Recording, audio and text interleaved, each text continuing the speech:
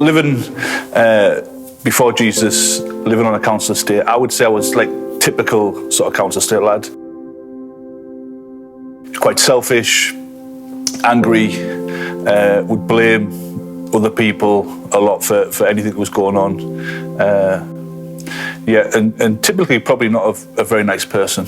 That is until I met Jesus through Pete, Helen and Roy and Julie.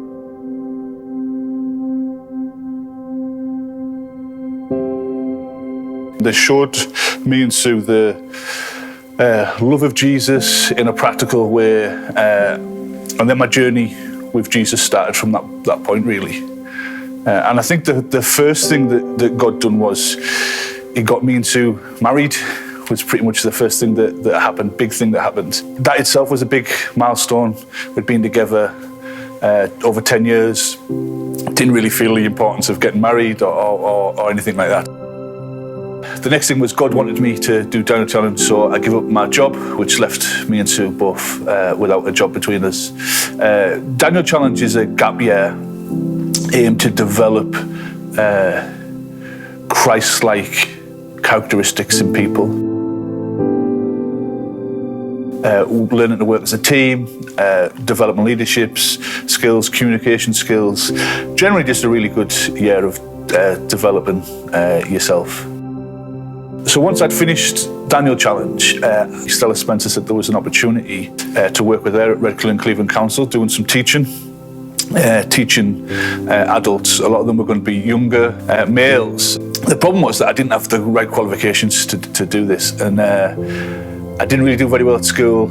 I'm highly dyslexic, not really good reading and writing and things. So it was definitely trusting God. You know, I felt God was telling me to do it, so I really had to rely on Him. I remember just doing my first assignment, handing it in, and the teacher said to me, "This is like nowhere near the standard of what we need." And I just remember working really hard and really sort of trusting that that's what God wanted me to do, and that if I just put the effort in, everything would sort of work out. So eventually, I got the level 4, and I got to spend a year working with Stella. But it was great just sort of spending time with these young men as well, and really trying to be a positive role model for them. Whilst I was still there, we managed to get hold of a building on Radcliffe, which now we know as the Shack. Trying to renovate and oversee the renovation of a building was another sort of a lot of work, but also just sometimes when you're just out your depth and you just know that, like, in my own strength as me, I couldn't do this. God's bringing me on to things where I really have to rely on Him. Yeah, so during the process of renovating the Shack, we were part of an Eden project. Eden is just a bunch of Christians moving into a council estate and trying to transform that council estate and work with the people from within. So we've been working with Pete and Helen Conroy, doing that for a number of years, and really just learning from these wonderful people who've been Christians a lot longer than me.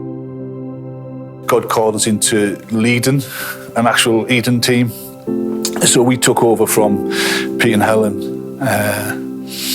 And the team now is a team of people who have all been saved and come to know Jesus through the work. I've had the privilege of leading everyone in the team to Jesus and disciple them personally.